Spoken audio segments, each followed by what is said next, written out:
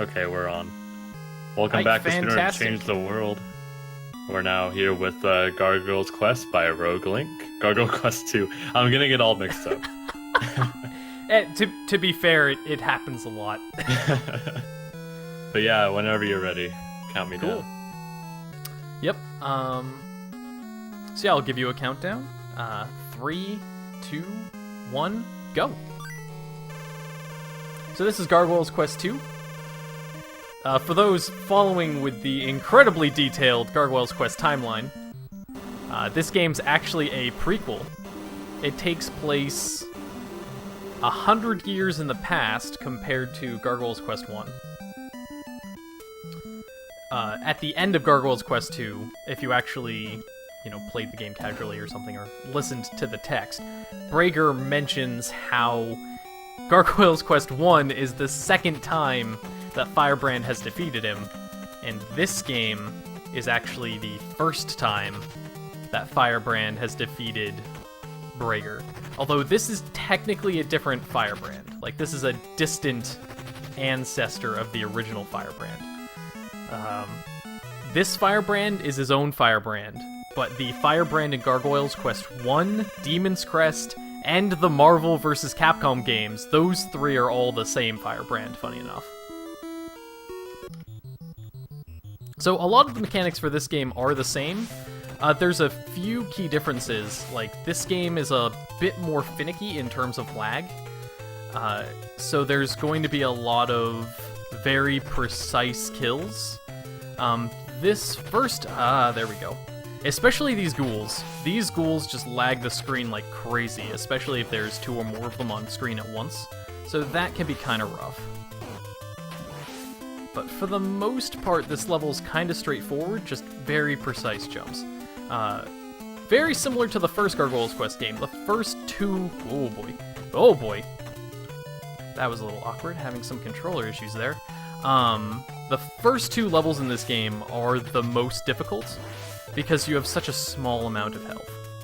Even so, we're going to be using some of that health, and 1, 2, 3. Okay, we got it, and we can make it. Okay, that's gonna be a little difficult. So I'm going for marathon route here. So I'm going to try to not die unless I absolutely need to, but death warping is a bit more important in this game than in Gargoyle's Quest 1. So here, we're going to kill Nagus. In the normal route, we would actually take a death here. Because it's one of the fastest places to die.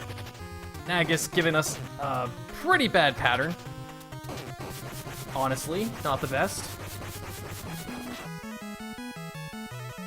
But we're out of here without taking a death, which is good. In a not marathon run of this, your life count is actually pretty tight. Same with your damage boosts and things like that. So you want to basically always be at 0 lives or 1 life, depending on what kind of death warps or things like that you need to do over the course of the run. There we go. So we just got our jump upgrade, so we can jump a little bit higher. You'll notice that there's no random encounters in this game, which is definitely one of the benefits to playing this game over GQ1. Firebrand also moves...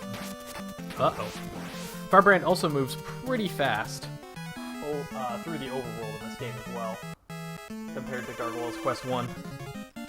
He's just zipping along. This level's also pretty straightforward. Some new tech in this level. Just a few little things.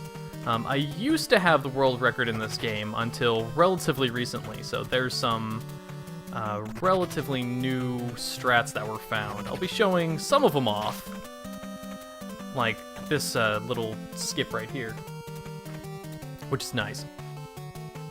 But a lot of them are pretty tough, so I still need to go through and get my world record back for this game. We're grabbing a password here for a death warp. It's actually a pretty big death warp. It consistently saves about 5 minutes of backtracking, so it's fairly solid.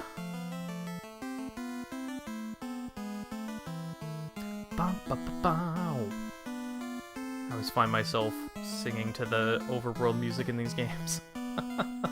It's ridiculous, I know. Getting an armor upgrade from this game, or from this guy right here. So we're going from 3 health to 4, which is already a pretty big difference, but we're not really out of the woods in terms of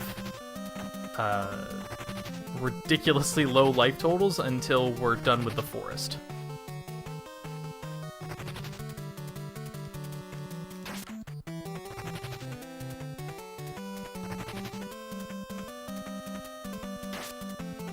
Okay, kind of unlucky. Kind of unlucky in terms of the shots there, but not too bad. Okay. Whew. Yeah, there's no random encounters in this game. Absolutely none. So there is boss RNG. So the first Gargoyle's quest had a ton of boss RNG, had no boss RNG and random encounters. This game has boss RNG but no random encounters. There's several encounters in this game which I worked on patterns to mitigate the RNG as much as humanly possible, but there's still 2 or 3 bosses which are mostly RNG. Okay, panicked there a little bit because that Cyclops bug was okay, and we missed the damage boost. This is going fantastic. So we just lost at least 30 seconds there between tricks later in the level and that skip right there. Mostly because that Cyclops bug was in a really bad spot and we failed the backup clip going around the platform. And these Cyclops bugs continue to be ridiculous. So those bugs can spawn literally anywhere on this map for the first half. And let's just say they're particularly awkward today. 1, 2, 3. If there's no random encounters, how do you know when to reset? Oh, believe me, you know. So here, we're going to take a death here, which is going to warp us up to the top. It's also a very fast way to take a death so we have less lives for the death warp later. Here's a pixel-perfect jump, no big deal. And flying through here. Going through, landing on that corner, also pixel perfect, and falling down here. Nice. That was pretty good. So next up is Sand Balloon, or Death Balloon. Yes, that's his actual name. Yes, he looks absurd. Oh, we missed one of your early shots. That's not good. So here, the timing is very important. There we go. So you noticed it a lot on that boss, but iframes on bosses are very, very, very key. You can't mash. You can't mash on bosses in this game. If you mash too fast, your shots will end up getting soaked by iframes, and that's not very good. So a lot of the boss optimization that I've done while running this game is figuring out the timing so that no shots are wasted from iframes, and the boss is essentially only not in iframes for as few frames as humanly possible. Death Balloon being one of the biggest benefactors of that.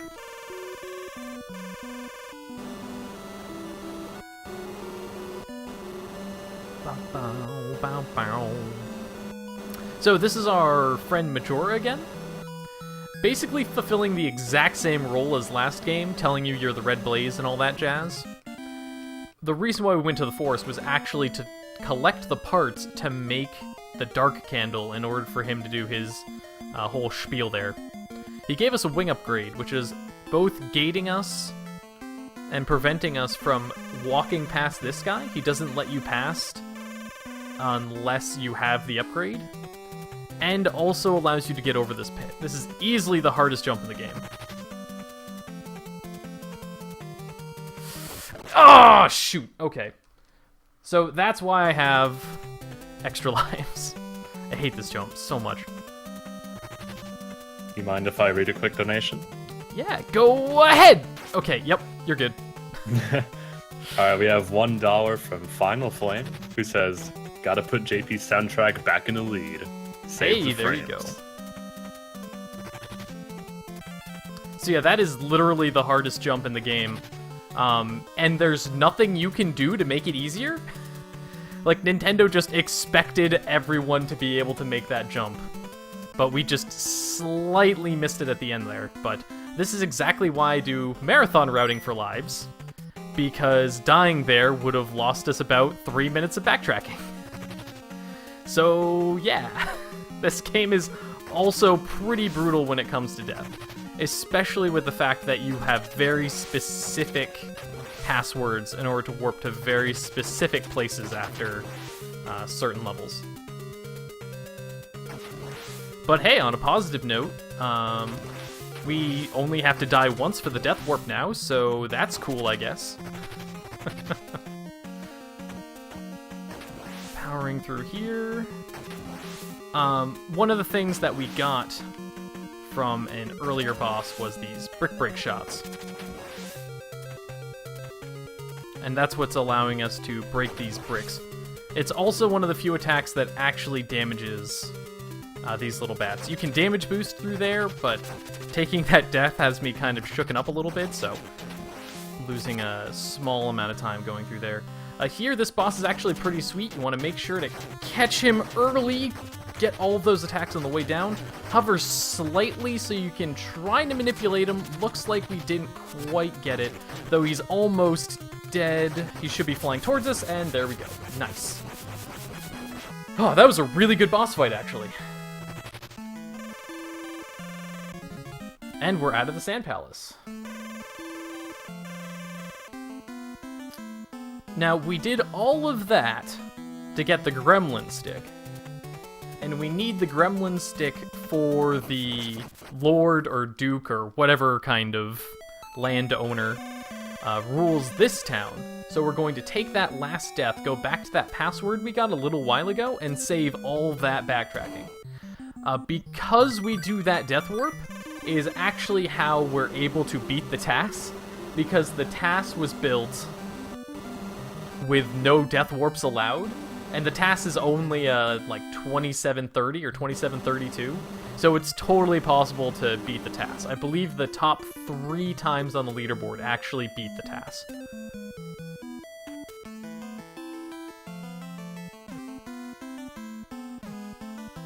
Oh no! I have a quick donation, if you don't mind. Sure, go ahead.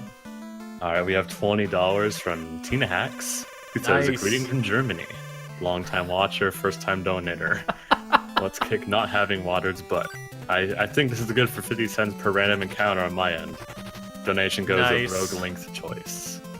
RogueLink's choice. Let's see. Uh-oh, this is bad.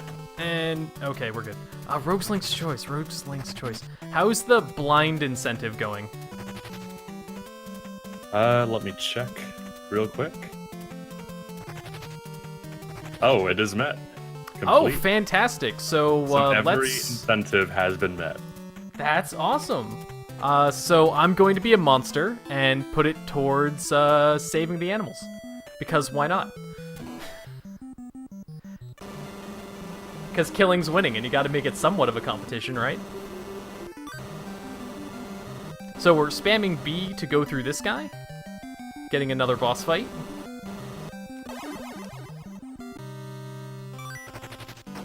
Uh-oh, I'm a little too high. This is gonna be bad.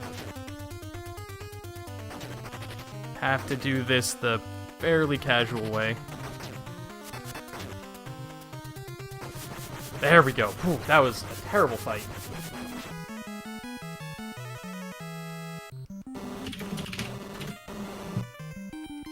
But we're still good. We're still good. It's the next fight, funny enough, that actually is where runs go to die. Twins is the biggest source of RNG in the run, and is also one of the harder boss fights.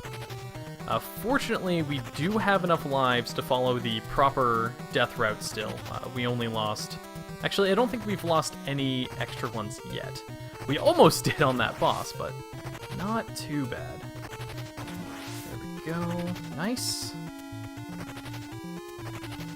Right, we're going to spin around, damage boost through that guy.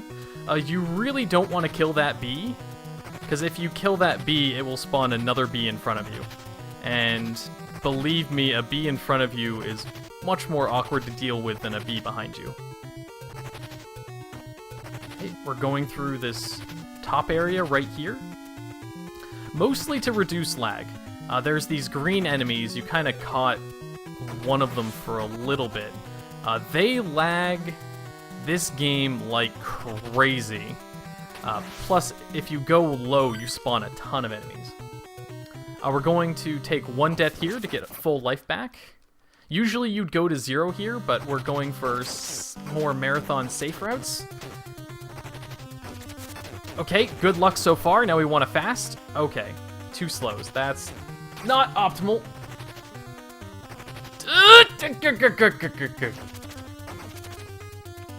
Okay, so this isn't going well. Basically totally screwing us over with movement patterns right now. And I'm panicking quite a bit. Oh boy. Okay. Oh. Still alive. That's what's important. Still alive. That was not good. So we got incredibly suboptimal movement there from Twins. Hopefully we can have slightly better luck on the next boss and the levels. But yeah, that boss is tough.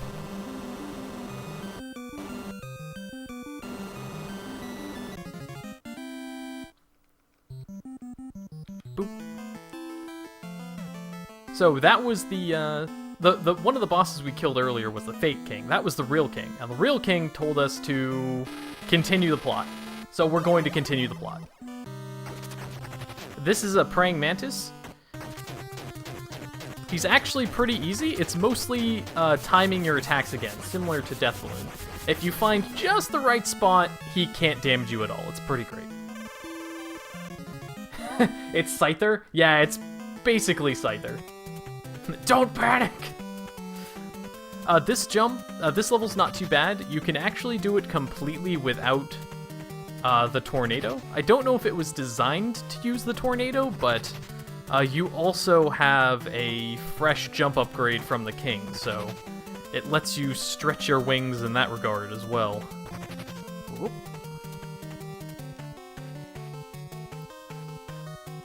There we go. And let's see if we can get under. Just enough. Nice. Saving a little bit of time there. Switching to Tornado for the start of the next level. Oh, up twice. There we go. So this level is all about tornadoes. Tornadoes and not hitting up. These mirrors basically create a maze. Uh-oh. Nice. And you have to go through the right doors. If you go through the wrong doors, some of them take you to the very start of the level. Not even joking. So make absolutely sure that you don't push up on the wrong doors. This is one of those doors, which is why I jump over it, just in case.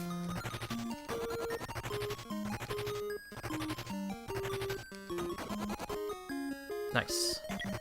Oh, shoot. Okay, we're still... D-pad, no! Okay. Everything is fine.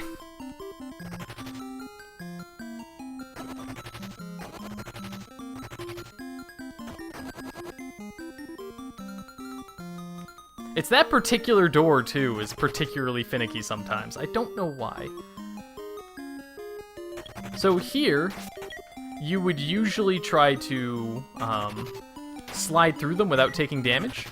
The marathon routing for that is going through and damage boosting so that we can take our last death here on this boss, which is going to both restore our health and put us to 0 lives for the death warp coming up. This is Doppelganger. Long story short, don't shoot him while he looks like you.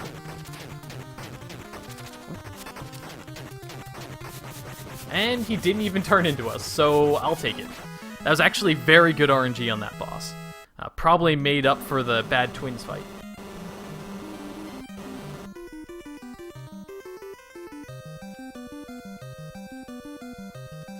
And now it's for a giant plot dump, which is in Japanese, so good luck with that.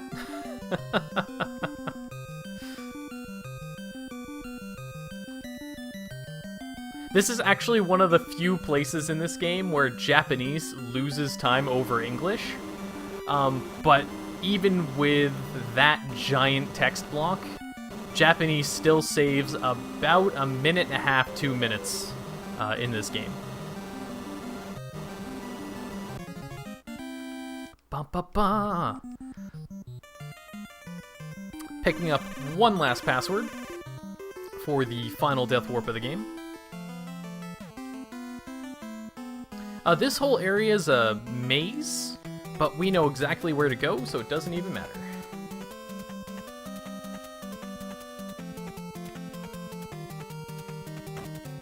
Nice. You ideally want to make it over that jump without switching to Tornado, because every menu is a time loss, technically. So a lot of the routing in this game, it's more important in like Gargoyle's Quest 1, but ideally you want to get through as much as possible without changing your menu.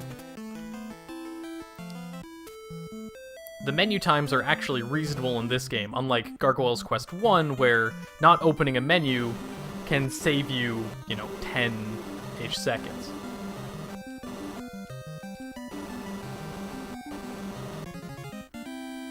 Ba-ba-ba! Alright, this is Rushafell and the Queen. This is the Queen, and the one we're about to talk to is Rushafell. Between the two of them, we get a wing upgrade, and we get a new attack. We also go back to the original person who gave us a giant plot dump, and we get the third type of upgrade from them. But what's happening here plot-wise is we have the Candle of the Ghoul Realm, which between the three of them, they can fully power up, so that we can go and fight the evil King Brigger. Well, more accurately, Goza, who is summoning the evil King Brigger, because Goza's a jerk? I actually don't know why Goza's doing it. He's just doing it to be rude, I guess. Yo. Yo. We've got a $20 donation from Dispatch Rabbi. Yay for all the speedrun marathons, and yay for water for all. RogueLink, I've always wondered what your voice sounded like. Donation goes to Tina Hack's Choice. Oh, there we go. Wait, Tina Hack's Choice? What? Yep. I had to do a double take there. Like, wait a second, Tina's not running this game. That's good. Nice, well played. Well played.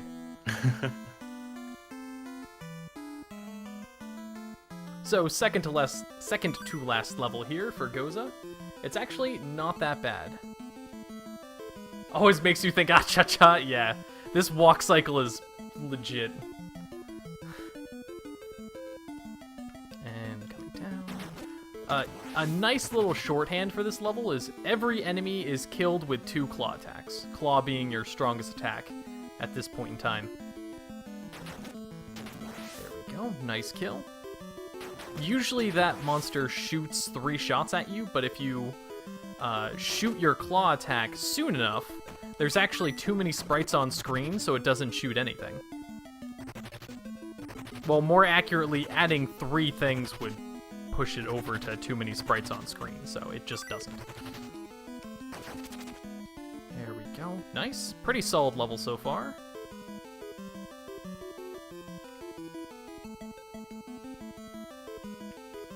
Gonna go for a sweet menu save here. Oh! Just missed it. Oh, nope, there we go. Sweet. So usually what you have to do there is use a combination of the Claw and Tornado to get up there without taking damage, but we took a nice little damage boost and got through. But since I took the extra damage, I'm pretty sure Goza's attack does 3 damage, so we're gonna have to go around it instead of the usual damage boost. Also, sorry for the flashing lights. Oh, no, never never mind. I could have gotten hit by it anyway. Didn't even matter. That was still a good Goza fight either way. Alright, so Goz is dead, but with his dying breath, he's going to say, "Bah ha ha ha ha, Breaker's still alive," and you're going to have to kill him anyway. Fortunately, Demogorgon, yes, the Demogorgon from D&D, speaks into our head and says, "Hey, you're weak. I'm going to give you a ton of extra power that's just laying around." And now we are fully upgraded, minus 1 health upgrade, which we actually pick up in the level itself. So, final level, let's go.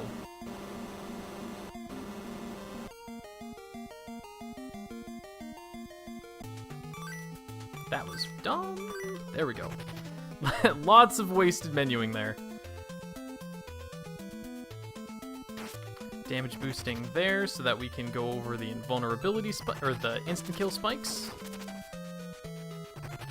There's going to be another trick very similar to that coming up here as well. So we're going to hit the ceiling, walk over the instant kill spikes, turn to tornado, and then just shoot straight up. Another nice little trick, we're going to damage boost here so that we can fly through those arrows. And fortunately, we get a full health restore and upgrade.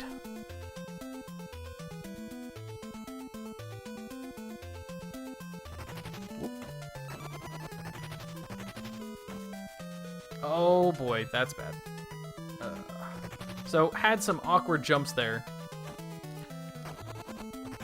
It's really hard to get through those skeletons successfully without taking damage if they're not already shooting, so unfortunately I had to readjust there. Continuing the theme of damage boosts, walking through that guy. There's actually a pretty not marathon safe strat in order to kill that particular slime in just the right way, so that its attack... Ooh, that's not good. So that its attack lets you walk over the damage boost spikes. We might actually be screwed here. I can't remember if we take 2 damage or 3 from the small balls, but let's find out. I'm either going to die instantly and have to do this on a second life, or we're fine. Alright, we're fine. No! I ran into him! Ah, I was shifting my hand position on my controller. Oh well. We can still get this.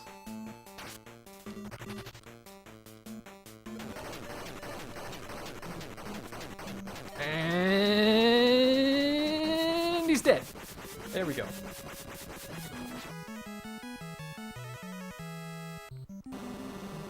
And time is coming up when we finish talking to the giant guy in the chair.